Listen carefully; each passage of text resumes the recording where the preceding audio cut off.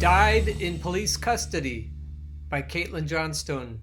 Abraham Lincoln was a lively old chap, or that is how history has billed him, until one fateful day he went to see a play and a man took a gun out and he died in police custody. Franz Ferdinand took a detour one morn to get his belly properly filled, when the Archduke, we're told, chanced upon Leopold and was struck with a bullet and died in police custody. Mahatma Gandhi was greeting his fans, who were all understandably thrilled, when an angry young man with a gun in his hand pulled the trigger and Gandhi died in police custody. JFK caused a ruckus and angered cruel men because he did whatsoever he willed. People thought they'd misread when the newspapers said that their president had died in police custody. MLK had a dream which his brilliant mind had a knack for distinctly distilling, but he rocked the consensus and one night in Memphis fell victim to a terrible dying in police custody. George Floyd was arrested and pinned to the ground for allegedly counterfeit billing. A cop kneeled on his neck and he choked Floyd to death, an obvious cold-blooded killing. The class world war begins. Which side are you on? Yes, you must take sides. A yawning chasm has opened between those who support the status quo and those who are desperate for change, or support those who are. And there is no room on the sidelines. No, telling me your political party affiliation won't help. It tells me nothing relevant regarding your alignment in this war. This also isn't about black or white, gay or straight, female or male, immigrant or natural-born citizen, or indigenous, or even privileged versus non-privileged. It may be that someone reading this article is privileged and yet remains certain that a truly populist system of governance is necessary. This battle all boils down then to equality and justice.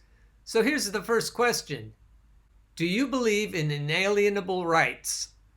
If so, whom do you believe should wield the authority to decide what these rights are and then to ensure that everyone receives them? Do you believe that these rights should be agreed upon by the masses and chosen and enforced via democratic processes? Or do you believe that a few powerful elites should make all such decisions and carry out their administration? If you ascribe to the assumption that the masses do not know what's good for them and that elite entities therefore must rule them, you are on the side of the elites, whether or not you yourself are of that elevation. Either way, you are an elitist.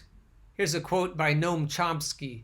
The elitist ideology of society's architects assumes that the mass of the public are just too stupid to be able to understand things. If they try to participate in managing their own affairs, they're just going to cause trouble. Therefore, it would be immoral and improper to permit them to do this. We have to tame the bewildered herd, not allow the bewildered herd to rage and trample and destroy things. That's from Noam Chomsky, Media Control. And if you're an elitist, your rebuttal to the idea that the masses should throw off the oppression of their masters, or in your words, their betters, likely will be this scoffing retort, that it would take true engineering skill to develop an equitable system that would ensure everyone's needs are met. The masses could never come up with such a system without the elite's experts, and the experts are of course owned by the elites.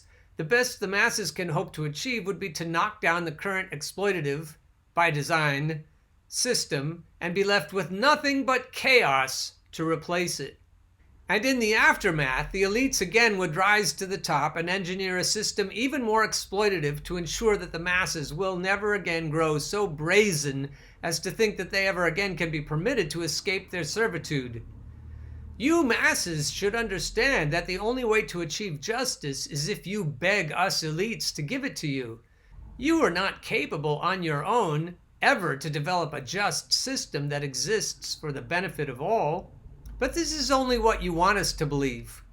You have skillfully engineered public education and mass media not only A, to ensure that we believe the type of propaganda that tells us we are incapable of creating our own systems from scratch, but also B, to ensure that we believe that we are incapable of wresting control of the systems you have designed away from you and of redesigning them so that they benefit us instead.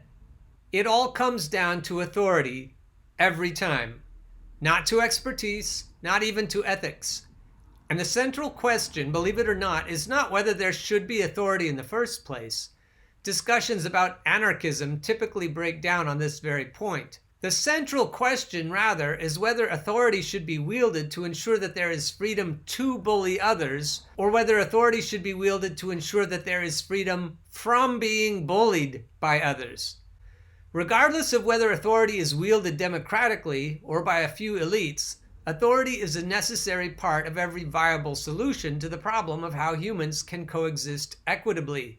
Time has proven repeatedly that left alone, systems always will degenerate into scenarios where bullies are running things for their own benefit. To escape the conundrum of the inevitability of economic/political systems, whether capitalist or communist, that end up being managed by bullies for the sake of bullies, a solution must be developed whereby authority is wielded to achieve new and better outcomes, rather than merely seeking a solution that obliterates the authority structures currently in place. The political compass is useless for the most part, because when considering how the positions of collectivism, individualism, authority, or anarchy relate to the problems of governance, none of the positioning matters if one is not able first to decide whether freedom should amount to freedom from bullying or if it should amount to freedom to bully. All humans, regardless of their place on the graph, could peacefully coexist, as long as the planet were not to become too crowded, in a system that altogether achieves the eradication of bullying. Other than for the sake of feeling included, it almost wouldn't matter if bullying were eradicated by purely democratic processes, or by benevolent dictatorship, or by any other means. The only reason for me personally to prefer the lower left quadrant of the compass is because I believe that it will be humanly impossible to thwart the bullies from any other location. This may be a new idea, but authority merely by existing isn't necessarily harmful. Authority only causes harm when it is used to control and exploit others. That is to say, it is possible to imagine authority that doesn't do anything other than to make sure no one else uses it. You may not have noticed, but the natives are getting restless. They can't afford their medical bills. They can't afford college. They are being squeezed by every sort of debt. In short, they can't make ends meet, let alone live in comfort, in the wealthiest nation in the history of the world. And they're waking up to the fact that there is no legitimate rationale for their current state of affairs. And let's face this undeniable but often unstated fact together. The elites have had millennia to develop an equitable economic system.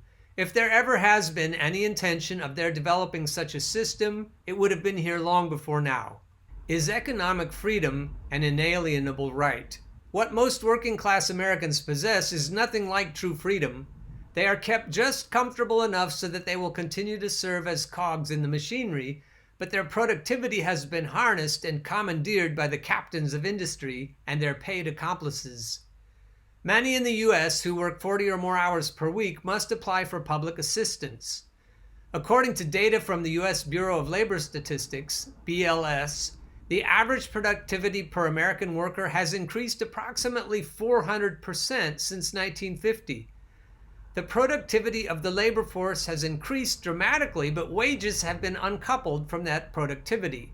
Our wages, adjusted for inflation, are nothing like 400% higher than in 1950. The number of hours we work per week also is not 400% lower. Regardless of patents, investment strategies, and all the other elitist tricks, that increase in productivity rightly belongs to U.S. workers. You know, these people who are getting run over and getting the shit beat out of them. And lest you elitists protest that the typical American worker has contributed minimally in the areas of technological advancements and investor savvy, let's not forget that truly innovative people have been left out of the spoils as well. For example, Bill Gates did not make his fortune primarily based on his technological savvy. His singular expertise was in the area of writing patents and otherwise building moats around his castles. He has been skillful in the game of Monopoly.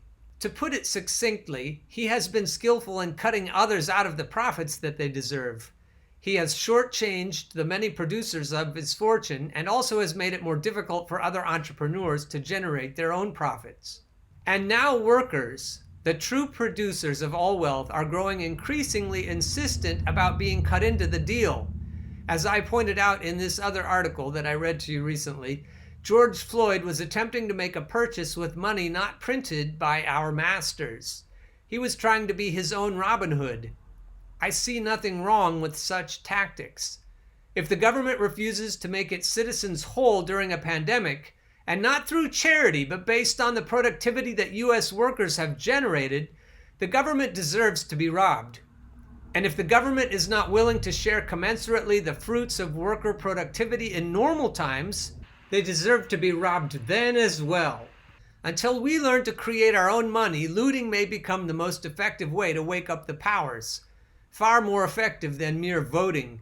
For voting to make an impact, we would need to be able to choose candidates who are not working directly for our masters. When businesses are looted, their owners and managers will need to file insurance claims.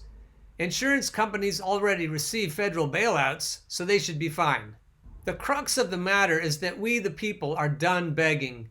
As a matter of fact, we are prepared to place our collective knee on the necks of the elitists until they decide to agree to stop the bullying and pitch in to engineer an economic system that works for all of us. When that happens, it will be reasonable to expect that police the world over will be able to calm the fuck down, because the need to guard all that surplus loot will be greatly diminished. Who knows? We may even agree to let you elitists keep some of it.